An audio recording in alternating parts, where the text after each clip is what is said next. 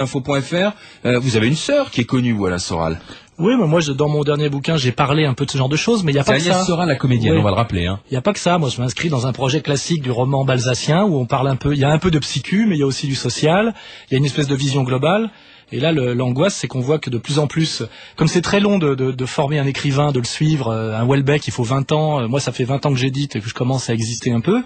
Aujourd'hui, il y a vraiment une logique du flux tendu et du marché où on va chercher un people et on lui fait faire des confessions sordides. C'est vraiment l'œil c'est l'œil de la ménagère dans la serrure pour voir les parties de fesses des people, quoi. C'est-à-dire que c'est très bas niveau. C'est un peu inquiétant quand même. Hein. C'est pourquoi sordide? Parce qu'après tout, ces gens-là, par exemple Sophie Anctil, que je recevais mardi, dit moi je fais part d'un secret parce que dans toutes les familles il y a des secrets. Si je peux aider à libérer la parole, tant mieux. Ouais, mais comme argument bidon, donc. Je pense que d'abord c'est pas comme ça que ça marche. Aujourd'hui, les maisons d'édition ont besoin de faire des coups parce que il y a beaucoup de livres de copinage édités qui se vendent pas. Et c'est vrai que pour faire un coup, il faut prendre quelqu'un de connu. Alors on prend Catherine Deneuve, elle raconte un peu ses trucs, c'est du vendu d'avance. Le problème, c'est qu'il n'y a pas tant de people que ça. Alors quand tout le monde aura fait tous les acteurs, etc., après on arrive à Mimi Mati, et puis à la fin, ça va être le concierge d'RMC. Enfin, je veux dire, c'est un peu une stratégie catastrophe. Pourquoi Mimi Mati? Non, mais je sais pas. Après Catherine Deneuve, on descend Mimi Mati. Non, mais je voyais, c'était quoi l'idée derrière la tête? Les stars de plus en plus petites, quoi. Les plus en plus petits people, vous voyez. Puis après, c'est du tout petit people, quoi. Et on est dans le pipi people de chat après. Ouais. Et je veux dire, ça va pas nous amener. C'est pas ça qui va sauver le livre. Hein. C'est un peu de la stratégie catastrophe, flux tendu, coup par coup. Et surtout, c'est-à-dire que c'est très grave pour les gens qui essayent d'être écrivains, c'est-à-dire qui travaillent sur le long terme, qui essaient d'avoir une vision, de proposer aussi un travail d'écriture. Parce que tous ces livres-là, faut pas rêver. Castaldi, moi je sais ce que c'est d'écrire un livre. Hein. Il a écrit avec Jean-Michel Caralet. Oui, les gens n'écrivent pas, donc ils parlent sur des magnétophones. Il y a un nègre derrière, qu'en général un écrivain qui arrive pas à gagner sa vie, qui retranscrit derrière. Donc c'est des faux livres. C'est toujours sur un déballage crapoteux qui est un peu angoissant parce que on se rend compte que finalement les gens qu'on nous montre comme modèles sont finalement toujours à la limite de la pédophilie. Enfin, je veux dire, c'est socialement c'est même assez. Il y a quelque chose de subversif. Malgré non, mais là, vous faites un raccourci qui est quand même. Si, parce qu'on voit qu'on s'accouche entre générations, etc. On se tape la mère après la fille, etc. Ce qui chez les gens du peuple est quand même plus ou moins puni par la loi, où on se retrouve tout de suite au banc de la société. Donc on voit qu'il y a un vrai privilège de classe. On l'avait déjà dans Peau d'âne, hein, d'ailleurs. Hein, si on peut, ouais. Et tout ça, donc c'est un peu une stratégie de après moi le déluge. Ouais. Au niveau social. Quoi. On va écouter Joël. Bonjour Joël. Oui, bonjour. Elle était avec moi hier, Joël. Oui. Joël, ces livres, vous étiez une des rares à dire aujourd'hui, je vais peut-être pas les acheter, mais bon, si ça déballe, c'est peut-être pas complètement négatif. Non, absolument. Bon, c'est sûr que je n'irai pas les acheter parce que c'est pas mon style.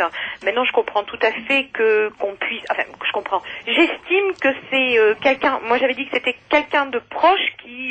J'estime que c'est à eux d'abord qui peuvent se permettre d'écrire ce genre de choses. Maintenant, il est évident que si c'est quelqu'un de l'extérieur qui se permettrait d'écrire sur la famille, je trouverais ça anormal.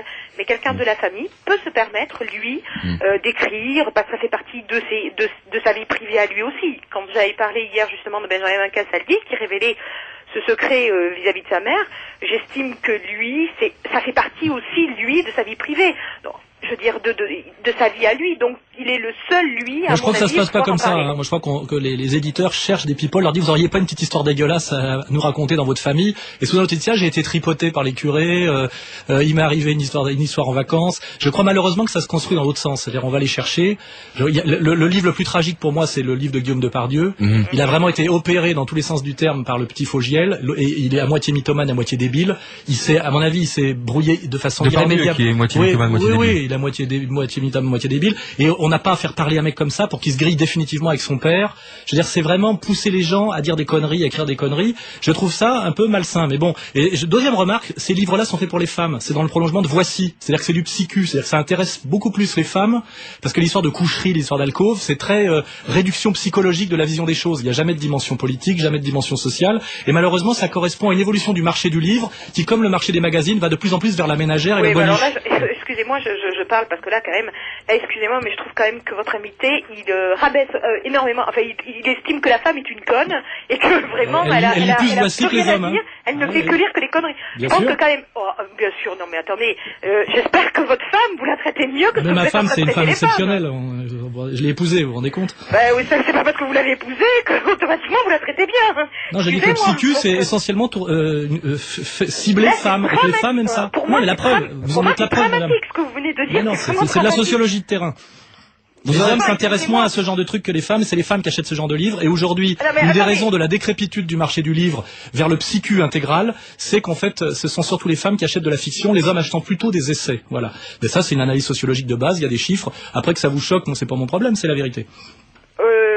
Oui, allez-y, Joël, vous pouvez discuter avec Alain Soral, hein, il est là pour ça, hein, donc allez-y. La deuxième fois, là maintenant vous radoucissez un petit peu au moment parce que là au début vraiment vous dites que vraiment les femmes sont des connes. Non, je dis que les femmes ont une tendance à aimer tout ce qui a à voir avec les histoires d'alcôve, les histoires sentimentales, les histoires d'amour, les histoires de sexe, alors que les hommes sont plus tournés vers le bricolage, le sport et l'automobile, et aussi le sociétal, le social et même le technique et le scientifique. Et en fait, on sait très bien dans le marché du livre que les bouquins historiques, les bouquins un peu sociologiques, ce qu'on appelle les essais, c'est plutôt une clientèle masculine, et que dès qu'on est dans le psychologique et l'affectif, c'est plutôt les femmes qui achètent. Et ça c'est l'histoire du roman rose. Finalement, tout ça n'est que l'extension de l'ancien marché qui s'appelle le roman rose, qui a beaucoup à voir aussi avec le roman photo pour ménagères. Le nous deux. Oui, voilà, c'est nous deux, et puis Harlequin, voilà, c'est l'extension de la logique Harlequin. Bon, je vous le dis, malheureusement, c'est comme ça, c'est peut-être pas politiquement correct, mais c'est la vérité. Joël.